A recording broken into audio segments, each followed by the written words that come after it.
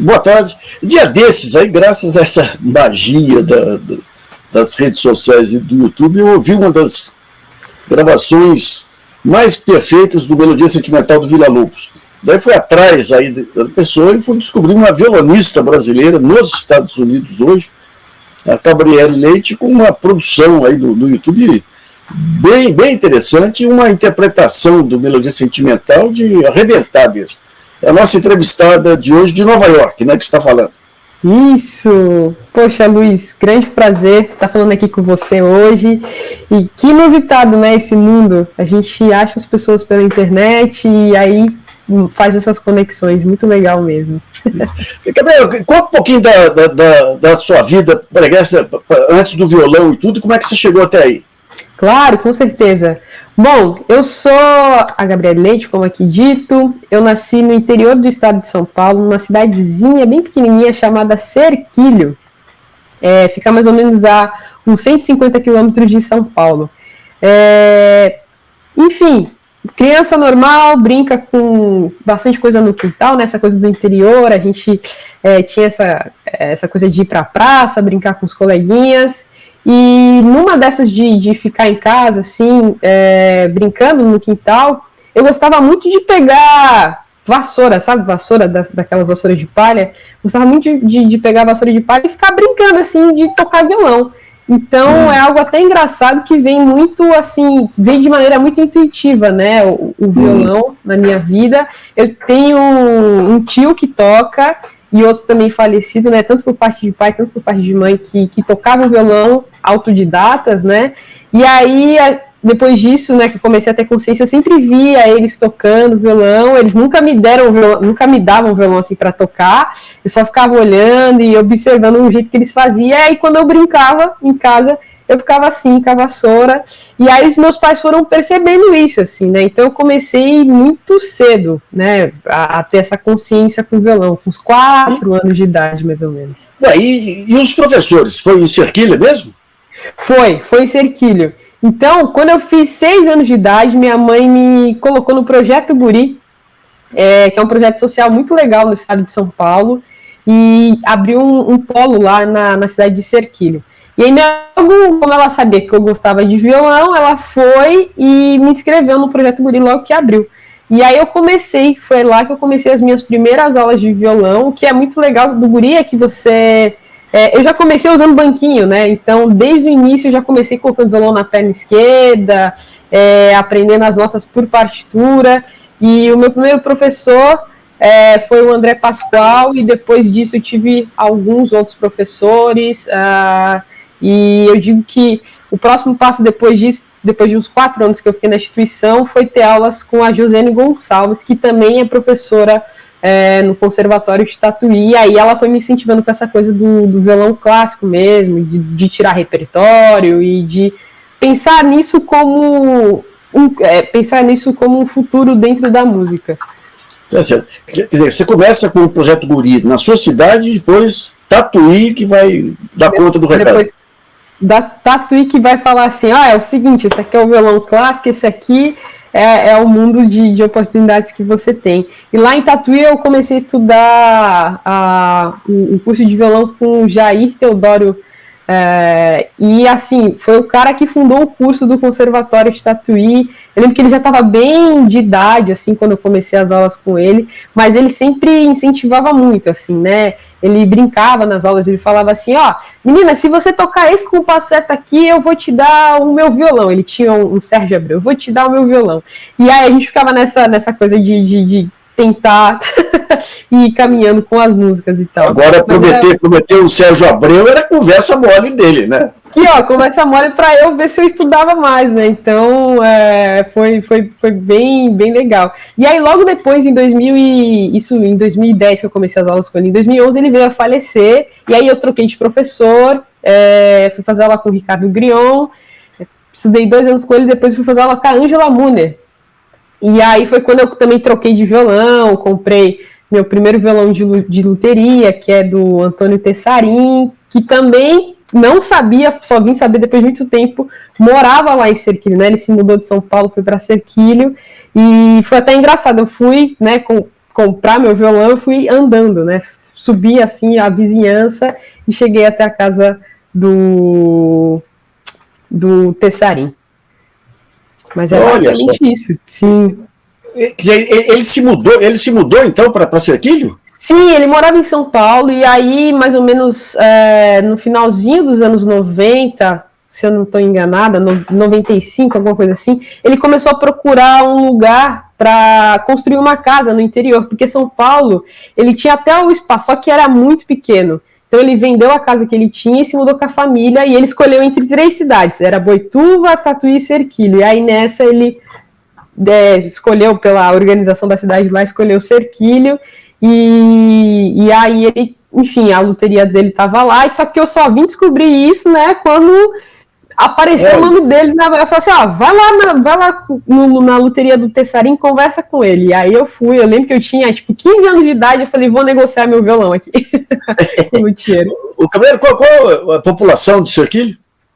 A população de Serquilho, eu acho que hoje em dia está em torno de uns 42 mil habitantes. Tá. E tinha roda de choro, roda de serestas lá na sua infância? Olha, o que tinha muito em Serquilho é o tal do cururu, né? Então, o cururu era bem famoso. Inclusive, o meu tio, que faleceu no passado, ele tocava violão e tocava nessas coisas do cururu. Só que é engraçado porque eu não tava... Assim, não tinha esses festivais, mas eu não estava muito conectadas com ele, né? Dentro da cidade.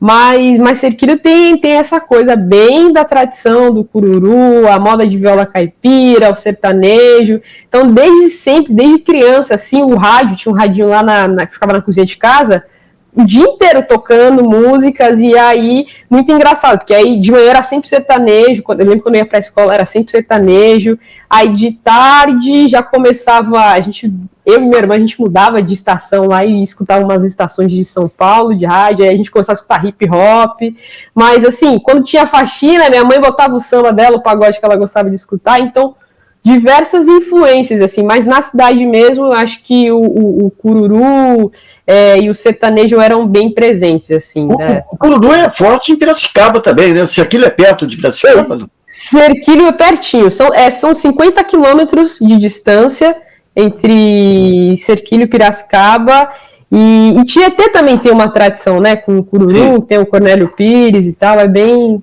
legal. Você sabe que Tietê tinha um violonista que eu estou 30 anos atrás dele aí, chamado Zé Ratão, que tocou com o Cornélio Pires, tocou com aqueles sertanejos urbanos dos anos 40 e tudo aí. E ele tinha duas eu sou do interior de Poços de Caldas e tinha 2 músicas lá que o pessoal de Poços tocava, que era fantástico. Eu consegui chegar perto da história dele antes do nascer, lá no começo dos anos 90, mas daí veio o plano Collor e atrapalhou tudo. Você está com quantos anos? Eu estou com 24 anos. E como é que você chegou nos Estados Unidos? Bom, vamos lá, essa conversa é boa.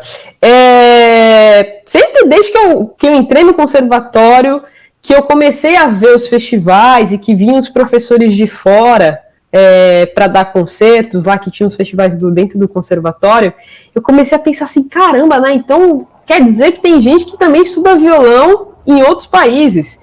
E aí os professores começaram a falar, o violão na Europa é muito forte, tem nos Estados Unidos também.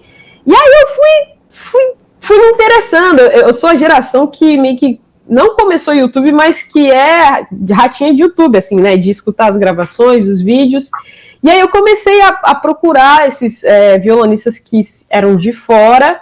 E aí quando eu fiz 18 anos, quando eu tinha 17 anos, eu conheci o Sérgio Assad, o Sérgio e Odair Assad.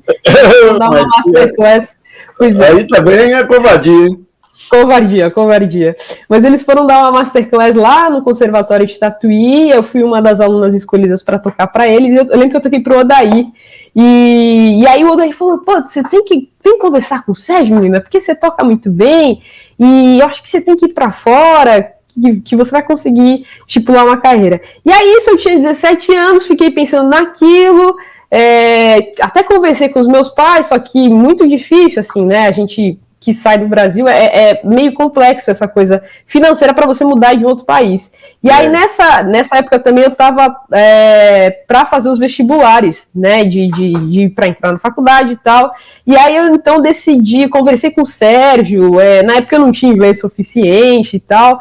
Ele falou assim, Gabi, é mais fácil você estudar, faz a faculdade aqui, estuda inglês, que eles vão te pedir isso. Porque lá, por exemplo, nos Estados Unidos, né, no caso ele está falando, é mais fácil de você conseguir bolsa estando no mestrado. E aí, a partir disso, eu passei na Unesp, aí eu me mudei para São Paulo, saí de Cerquilho, me mudei para São Paulo. Lá eu entrei num projeto chamado Cultura Artística, que é bem legal, que é meio que desenvolvendo a carreira desses jovens músicos. Eles apoiam, tipo, paga a passagem para ir para festival, enfim. É super legal o programa. E aí eu comecei a ter aulas também com o Paulo Martelli, outro professor, e isso junto com a graduação. E aí, dentro da cultura artística, chegou o momento que eles falaram assim, Gabi, o que você pretende fazer depois que você acabar a Unesp, né? O bacharelado de música da Unesp. Eu falei, eu queria muito, assim, fazer um mestrado fora. Já conversei com o Sérgio Assad, ele estava me falando das escolas, mais ou menos como é que funciona, que ele me daria super o apoio para fazer o mestrado. E aí, em 2020, eu prestei as provas aqui para Manhattan, Manhattan School of Music, e a cultura artística me ajudou a pagar todas as taxas, o que tinha que pagar. Aí o plano era isso foi em 2019 que eu comecei. Em 2020, o plano era vir para cá, para Nova York, para fazer as provas presencialmente. Porém, eu acabei desistindo de fazer, assim. Falei, eu acho que eu vou esperar terminar a graduação, né? Dar esse tempo de um ano para conseguir focar mais tanto na língua e também na questão de juntar o dinheiro, de ir atrás de mais bolsas. E aí eu tinha, em tese, desistido do processo. Aí eu mandei um e-mail para a escola aqui, para Manhattan, falando, eu estou desistindo da minha aplicação. Nisso, o cara que trabalha no Admissions Office, né, que é o escritório, ele falou assim, não se preocupa, você pode mandar vídeo, porque eu falei, não vou conseguir ir para os Estados Unidos, que é muito caro, não sei o quê. Ele, não, você consegue mandar aí totalmente do teu país. A gente sabe que é muito caro vir para cá, para Nova York, tem essa questão do visto toda, que você precisa correr atrás, então você pode fazer sua audição por vídeo.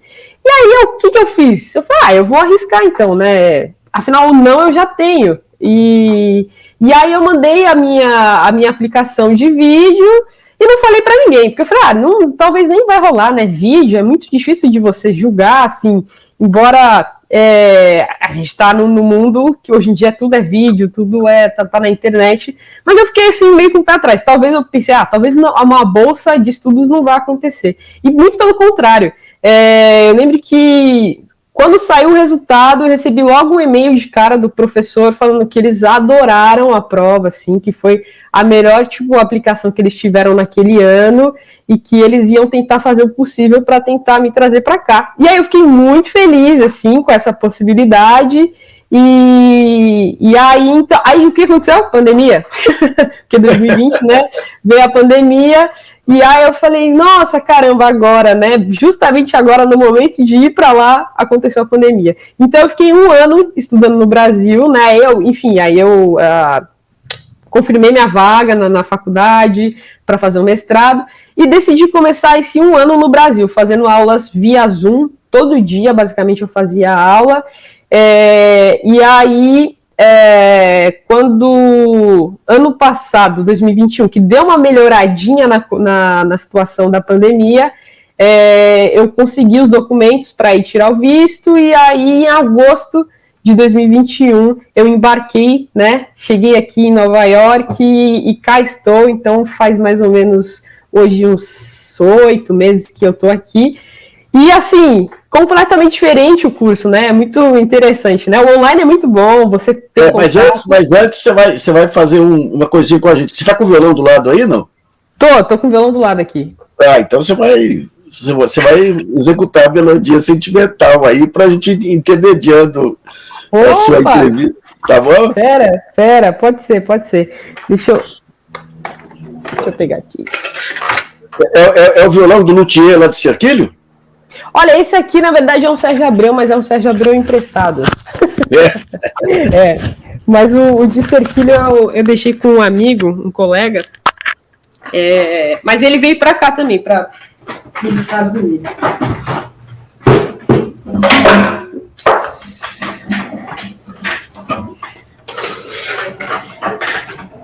Aí, deixa eu ajeitar aqui.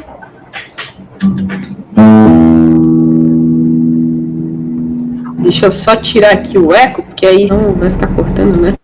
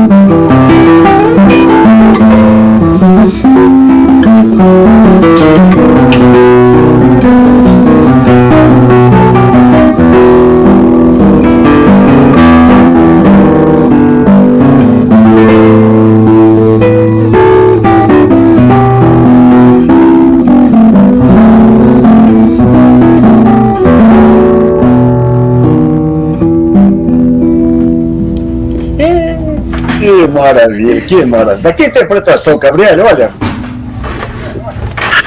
Muito obrigada, muito obrigada. Contemporâneo do Sérgio lá em São João da Boa Vista.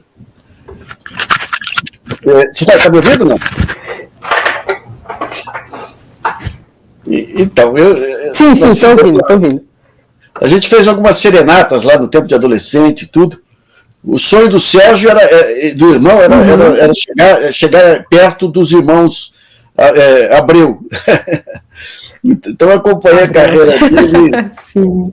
Gabriela, como é que é nessa quadra aí, o fato de você ser uma brasileirinha em Nova York? Como é que o Brasil está sendo visto aí, a música brasileira? Villa-Lobos nem se fala, né? Mas como é que o Brasil hoje está sendo visto aí? Uhum. Bom, o que eu vejo muito, que eu escuto muito das pessoas, assim, acho que o Brasil é sensacional e, assim, o que as pessoas vêm, o que vem para as pessoas aqui de fora escutar é uma coisa absurda, assim. Ainda tem aquelas coisas de, bossa nova, e aí tem esse lance com o jazz, mas sem sombra de dúvidas, o que eu vejo das pessoas assim é que elas estão cada vez mais interessadas em outros aspectos da cultura brasileira, né? Como, por exemplo, o forró, essa coisa do carnaval também, que eles ficam, como é que faz, como é que funciona essa coisa dos ritmos. Aqui da escola mesmo eu tenho uma classe só de história da música brasileira, com o professor Rogério Bocato, que é brasileiro também, percussionista, e que, assim, é incrível, porque abre um leque, assim, de possibilidades. Eu vejo os americanos, né, que fazem a classe junto, eles ficam tipo, caramba, não sabia, né, que o Brasil é tudo isso, né? Enfim, isso que o professor aborda uma parte. Então, eu acredito que, assim, eles veem como algo muito bom, sempre assim, é um país de excelentes músicos, é isso que eu sempre escuto bem falar. E você, entre os clássicos brasileiros, do erudito, do popular, além de Villa-Lobos, em qual outra água que você foi beber?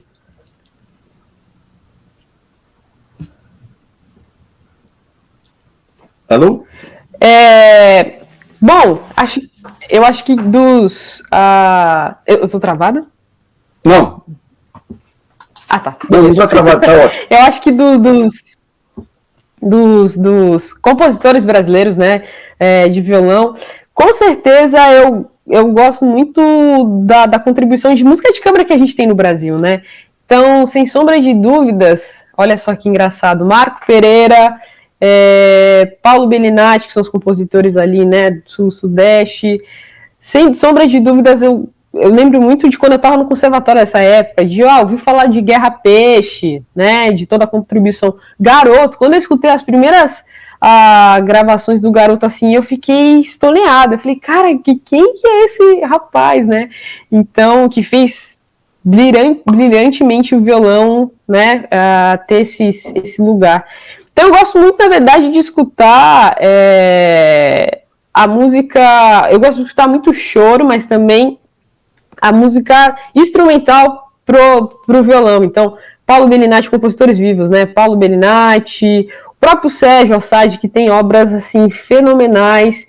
Eu vim entender toda essa magnitude quando eu tive a oportunidade de fazer um festival lá em São João da Boa Vista com ele, de conhecer a família, de entender melhor como é que era essa coisa da história, assim, deles, que é incrível, né, da família inteira.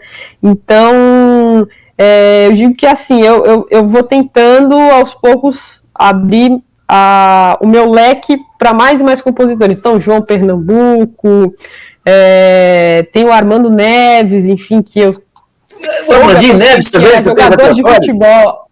Armandinho Neves, algumas coisas que eu toco dele. Então, você lembra alguma música na hora? É variado nesse sentido, assim. O Armando Neves, você pode tocar um choro dele pra gente? Armandinho Neves, vamos ver. Calma aí. Deixa eu pensar se é essa mesmo. Ele escreveu o Mafuá, que é um choro bem famoso. Deixa eu ver se eu lembro como é que toca. Mas...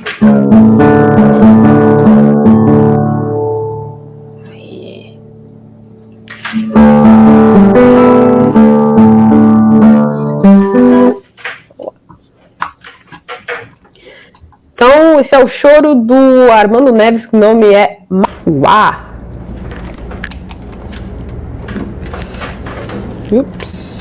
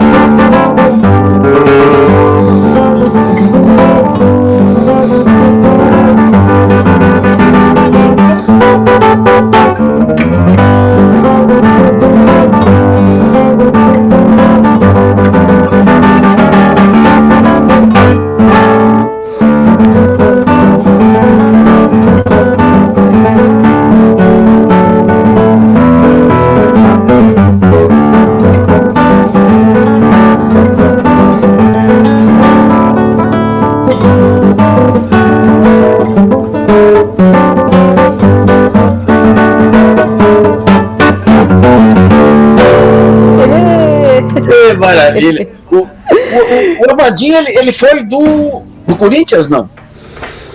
Do Corinthians, jogador do Corinthians. Vem cá, e lá em Tatuí você conviveu com, como é que chama aquele violonista que gravou Bar na viola? O Geraldo... Geraldo Ribeiro? Geraldo Ribeiro, conviveu com ele lá também? Sim, o seu Geraldo, grandiosíssimo. Eu lembro que quando eu entrei lá, o Geraldo ainda não, ele já tinha sido aposentado, né? Então ele não estava mais dando aulas no Conservatório de Tatuí. Mas eu sempre tive muito contato com ele porque ele mora junto com a professora Márcia, né? Então a Márcia era minha professora de música de câmara, também violonista, e aí sempre que tinha oportunidade assim, ela falava, vou te levar lá em casa para você tocar pro Geraldo. Então eu sempre, tipo, nesse meu tempo em Tatuí, eu sempre via o Geraldo, tocava. Toquei algumas composições dele para duo de violão, então é bem legal. E tá tendo um projeto agora também no YouTube das obras dele, tá bem bacana. Inclusive eu vou gravar uma peça dele em junho. Mas ele é sensacional, assim, o seu Geraldo, uma pessoa muito querida, grande compositor, que escreveu muita coisa para violão, absurdo, assim. E também toca excelentemente bem. O Gabriele, além aqui da Semana SAD, você tem se apresentado no Brasil. Como é que tem sido a sua carreira profissional? Sim. Então, eu acredito assim que agora eu estou passando dessa coisa do estudante, né, para de fato ganhar o público. Então, por muito tempo eu participei do Festival de Campos do Jordão como estudante, né? O festival sempre muito concorrido, porque, além de mais, ele é internacional, então sempre foi muito legal. Então, sempre tive em contato com o Fábio Zanon, professor do Festival de Campos. Também participei de outros festivais, o Festival de Pelotas, de música, muito legal, em 2019. Fui para Koblenz, na Alemanha, onde eu fiz a minha primeira competição internacional assim, de violão. Fui lá fazer o festival e participei da competição, que foi muito legal. E aí vi assim, né, um monte de violonista clássico tocando muito. Tive a oportunidade de ter uma aula com David Russell, que é um dos principais nomes aí mundial do violão. Ele virou meu amigo, inclusive foi até engraçado, porque para você fazer aula com ele, você tinha que ter passado de fase do concurso. E aí eu me inscrevi e falei assim, se eu conseguir passar de fase, vai ser meu presentão, né, na Alemanha. E aí eu passei de fase, super concorrida, assim, concurso internacional, a galera tocando em alto nível. E aí eu fui, eram 80 candidatos, passaram só 20.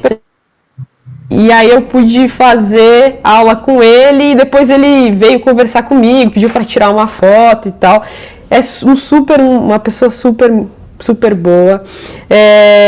E agora eu tô aqui, eu tô nos Estados Unidos, mas eu volto pro Brasil pelos próximos 2 meses, que eu vou me apresentar em alguns lugares, vou estrear uma peça do João Luiz, também compositor e violonista.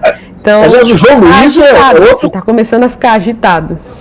Mas o João Luiz é outro craque, ele está me devendo. Eu ia fazer uma especial dele, o Danilo aqui do Bandolim, mas o João Luiz é extraordinário também. Ele está em Nova York com você, né?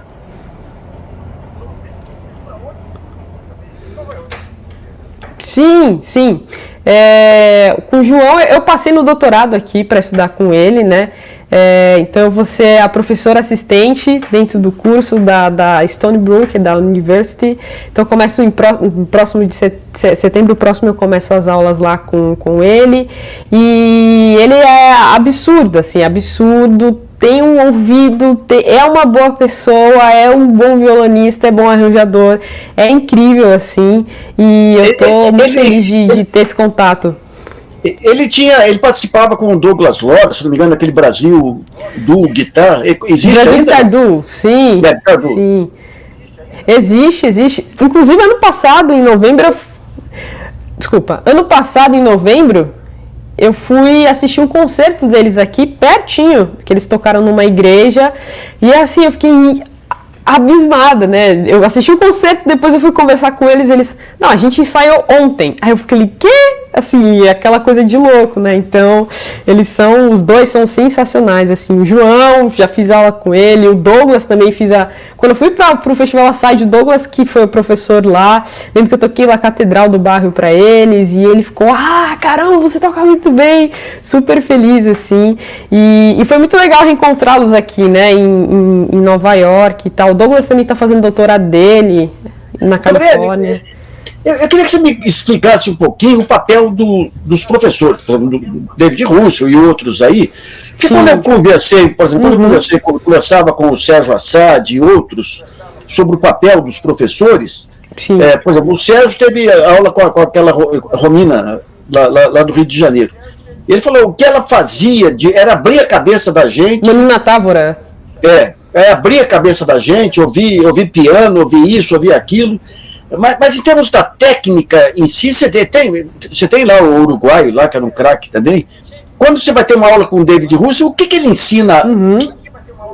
Qual que é o tipo de ensinamento adicional que ele dá? Sim. Eu acho que, assim, da minha experiência com a aula que eu tive com ele lá na Alemanha, foi a seguinte coisa. Ele falou assim, eu toquei a peça e ele falou assim, você já está tocando muito bem. Eu gostei de todas as frases que você tentou construir. O que eu vou te passar agora é, para você pensar, né? Então, por exemplo, ele pegou uma frase que eu já tocava, já tinha o meu jeito próprio de tocar a frase, e aí ele deu a sugestão de, vamos deixar essa frase com mais ligado, né? Com mais legado possível, né? Ela mais conectada. E aí, para fazer isso, você tem que ir no mínimo detalhe. Aí tinha coisas, por exemplo, de digitação, que às vezes eu estava fazendo e não necessariamente estava funcionando tão bem auditivamente. Às vezes, para mim, era algo que às vezes eu estava com uma dificuldade técnica ali de acertar, né, de ser assertiva. Então ele falou, se você mudar a digitação nesse trecho aqui, possa ser que você vai ter um resultado de mais segurança, né? Porque, afinal de contas, tocar violão é meio que um bicho de 7 cabeças, né? Porque você tá a mão direita fazendo uma coisa, a mão esquerda fazendo outra. Então, e existem N maneiras de você tocar e cada um toca de um jeito, mas a seguinte coisa é que dentro daquilo que você propõe a criar tocando violão, você consegue manipular e ter o jeito especial. Então, o que eu vejo das aulas, assim, dos professores, é como se fosse o cara que dá a sugestão e aí você ver se a sugestão dele é válida, né? Lógico, às vezes tem coisa que às vezes o professor vai falar e você vai falar, eu acho que pra mim isso não funciona.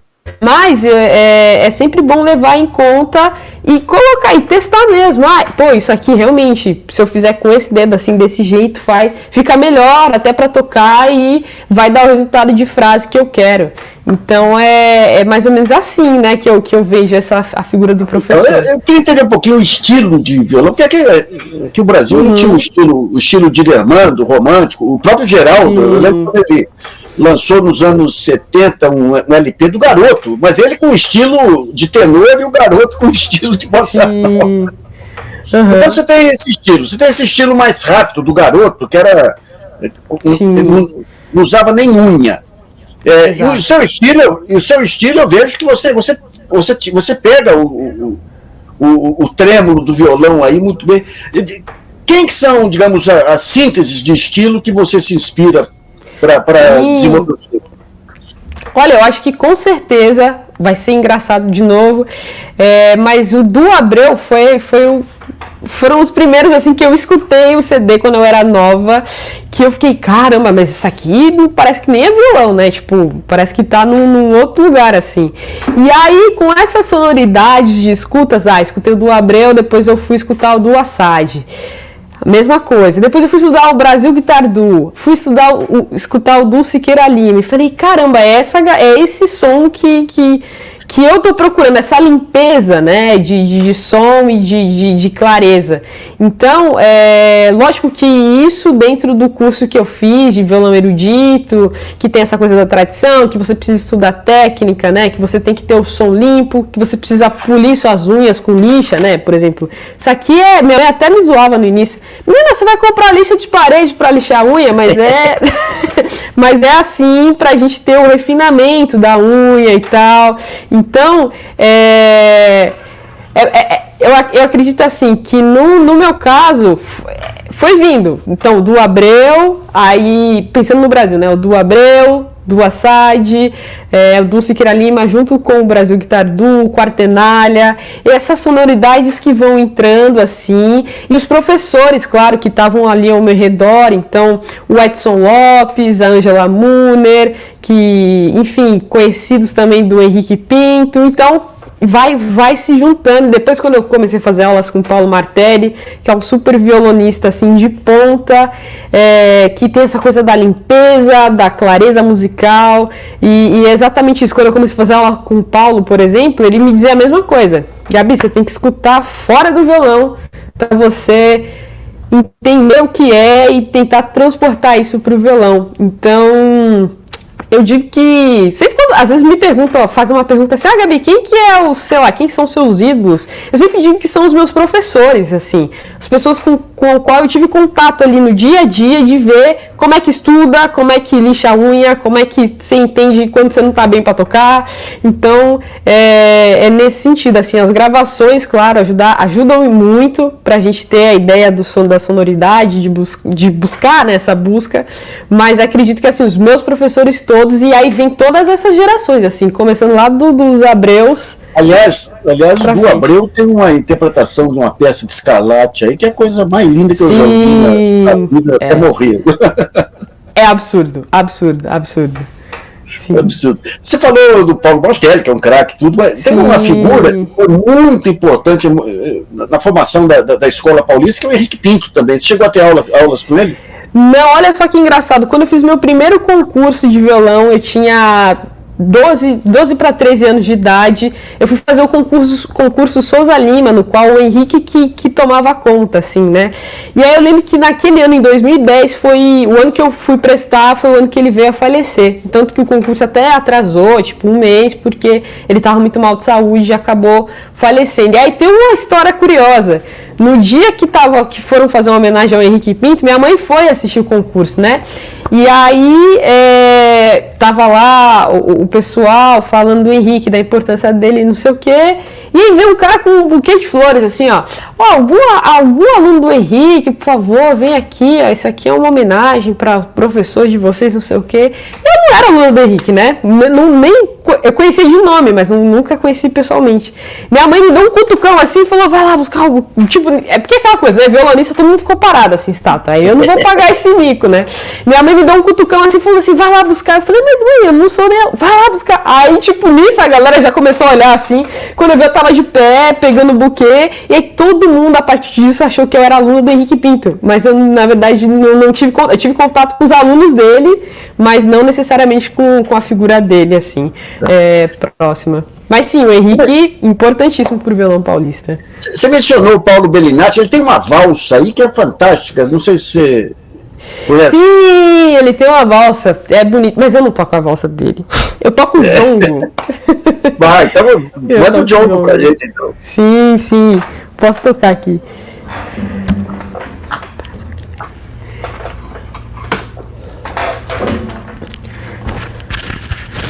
Aí, deixa eu tirar esse monte de fio.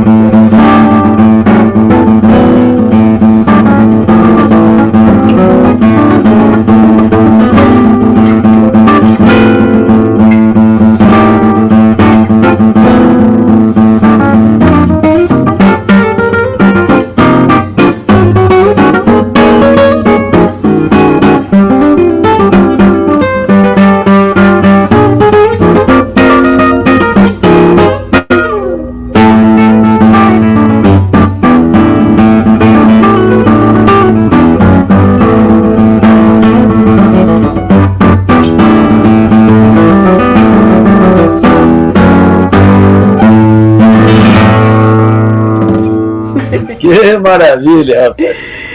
É isso aí. Ô, Gabriel, e como é que é a sua vida aí nos Estados Unidos, fora do estudo? Tem um grupo brasileiro que se encontra? Tem uma comunidade de músicos? Como é que é? Sim, sim. Aqui, na verdade, tem um monte de coisa acontecendo ao mesmo tempo, né? Então, por exemplo, aqui na escola a gente tem mais três brasileiros que estudam. De vez em quando a gente faz uma resenha, né? Aquela coisa de se encontrar para falar português, né? Então é bem legal. Mas tem vários coletivos aqui, tem roda de choro que acontece, é bem movimentado nesse sentido a comunidade brasileira. Embora não seja muito grande, você tem outras comunidades de outros países aqui que sejam muito maiores que a comunidade brasileira, mas você tem, por exemplo, um bairro que fica em Astoria, que assim tem uma grande população brasileira ali, de imigrantes que vivem. Mas assim, é isso, você consegue matar a saudade de casa, né? Então rola roda de choro. Esses dias meu colega foi numa balada que era tipo, o pessoal era brasileiro, assim, o pessoal que organizou e tal. Então, o mundo tá globalizado, né? Então, nesse sentido, você consegue ainda estar ali perto do país de nascença, isso é muito legal. E composições, você compõe também? Não componho, isso aí é uma coisa que eu preciso começar, né? Começar a colocar as notas, mas é algo que eu sempre, como eu te disse, né? Sempre nessa vida muito de estudante, de que você tem que cumprir repertórios, né? Eu ainda não me dediquei à composição, mas é algo que eu penso assim muito em fazer futuramente quando eu estiver fora da academia, né? Porque de fato é algo que acho que demanda tempo e você precisa também, né, ter inspirações, mas ainda não componho, mas quero muito fazer isso ainda no futuro. Gabriel, e quem são os compositores do momento aí pro repertório mundial do violão? Olha, os compositores do momento, eu acredito que aqui, por exemplo, aqui na escola a gente tem o David Leisner, que é um grande violonista, compositor. Ele escreveu um livro sobre técnica no violão. Inclusive, esse semestre eu estou tocando uma peça dele junto com um colega meu, o Edu. Tem o Mark Del Priora, que é o meu professor aqui também, que escreve música muito boa, assim, de complexidade, né? Então não é algo, de fato, assim, que você precisa se dedicar bastante para fazer. Então, o Mark, o David. Aqui o que rola também é que tem muitos compositores que a gente ainda estão emergindo, assim, né? Compositores, eu digo, no sentido de alunos que são estudantes, assim, que estão compondo para o violão, que não é um instrumento fácil de compor quando você não é violonista, né? Porque, enfim, tem toda essa... Tem a linguagem do instrumento, propriamente dito, mas com certeza também o Léo Brauer, o João Luiz, que é incrível, assim, ele tá escrevendo muito para violão e com propostas muito bem interessantes e que soam muito bem. Então, é isso, assim, o Sérgio Assad também, que tem uns estudos para violão, que, enfim, são coisas bem, bem legais, que agora logo vai estar sendo lançado aí pelo João. Agora, o papo absoluto aí é o Villa Lobos, efetivamente, né? Sim, o Villa Lobos, ele é o cara que, assim, ele abriu, né? Abriu portas no sentido internacional. Então, tanto aqui na escola, eles sempre, quando vão falar de Brasil, é Villa Lobos, assim, propriamente dito. E porque é isso, né? É o legado que ele deixou e que mostra um pouco muito da nossa brasilidade, né? Dentro das composições. Por exemplo, os estudos de violão deles, cara, todo conservatório que você vai fazer aplicação no mundo é programa que é exigido, assim, para tocar. Então, para você ver o tamanho da importância dele dentro do violão, né? Dentro do violão. Tipo, ele faleceu em 59, mas estamos aí, né, 2022, e ainda se continua tocando a música do Villa-Lobos, enfim, sempre encontra concerto aqui, baquianas, enfim, é bem, o cara, ele foi importante assim mesmo.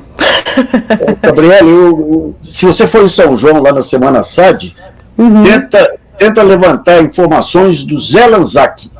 Zé Lanzac. O Zé Lanzac era um violonista dos anos 20, 30. E o tempo que eu estudei em São João, o pessoal contava uma história que o Canhoto foi tocar em São João, daí lá para as tantas ele chamou o Zé Lanzac no palco e o Zé Lanzac acabou com o show. E eu achava que era conversa de interior, caos de interior. É que quando eu comecei a trabalhar no jornalismo, o Zé Lanzac morreu e eu fui conversar com o Isaías Sávio. Sim. Falei, professor, até essa história que aconteceu lá em São João, o que é que o senhor acha? Eu falei, mas claro, ele era muito superior. Quando o Isaías Sávio veio para o Brasil, ele disse que o Lanzac era de longe o maior violonista brasileiro. Ele era corretor de seguros, mas ele teve um acidente de carro lá e o braço atrapalhou um pouco. E eu tenho a impressão que quando o seu Jorge Assad foi para São João, levando o Sérgio e o Odair, era tentar de alguma maneira a aula com o Zé Lanzac, sabe? Ou seja, o próprio Zanon fez um baita de um levantamento sobre o violão brasileiro, mas é de uma riqueza, de uma multidão de grandes instrumentistas. Para a gente encerrar, quem que é aquele grande instrumentista pouco conhecido que você cultiva, adora e dorme sonhando com a música dele?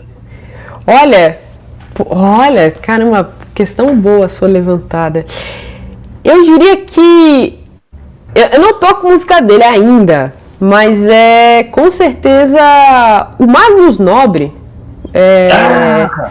porque assim, a música dele que eu escuto assim é de um refinamento gigantesco e que traz muito os ritmos, as características. Traz o recife para o violão. Assim, é isso, sabe? O violão vira outra coisa, né?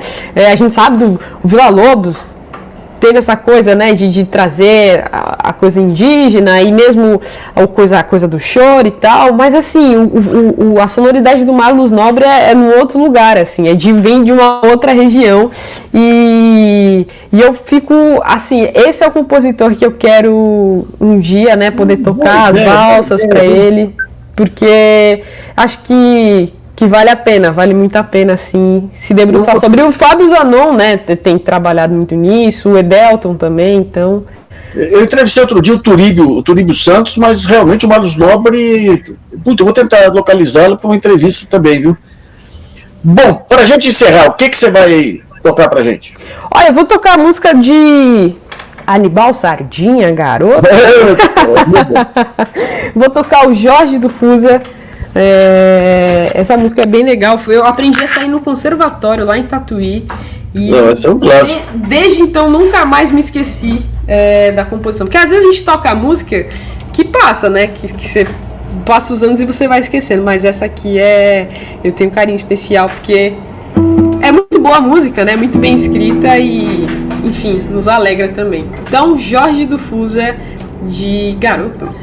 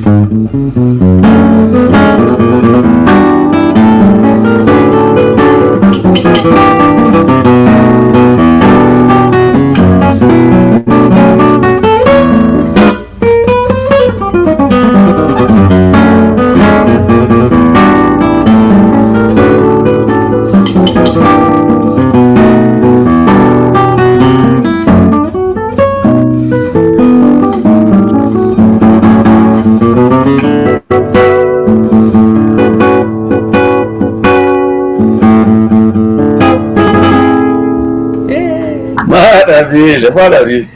Bom, Gabriel, você vem para a Semana Sade esse ano? Olha, eu queria muito, mas eu vou. Vai ser bem no finalzinho de julho, inclusive é quando é meu aniversário, mas eu vou precisar voltar para cá para ajeitar as coisas para mudança para o doutorado. Mas eu tô assim com o coração na mão, porque eu sei que esse ano a dona Ica vai fazer 90 anos, então é um ano mais que especial assim.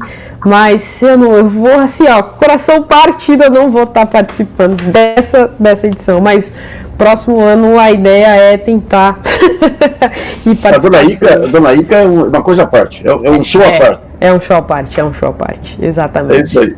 Gabriel, parabéns pela sua carreira aí, pelo seu som fantástico aí, viu? Vindo ao Brasil se apresentar, dá um toque para a gente poder divulgar aí, para o pessoal poder... Com certeza. Ó, já deixa anotado então aí na agenda, para quem está assistindo, dia 30 de maio eu vou tocar o concerto de Heitor Villa-Lobos com a orquestra da OSUSP, lá na Sala São Paulo. Então, depois eu posso passar também certinho, mas é dia 30 de maio, às 7h30 da noite vai estar rolando lá. É um concerto de comemoração dos 60 anos da FAPESP e eu vou estar tendo essa honra de tocar o concerto de Villa-Lobos. Olha, 60 anos da FAPESP aí não é pra qualquer um não. Não é pra qualquer um não. Um abraço pra você, viu? É isso, obrigada. Até mais, então. Até.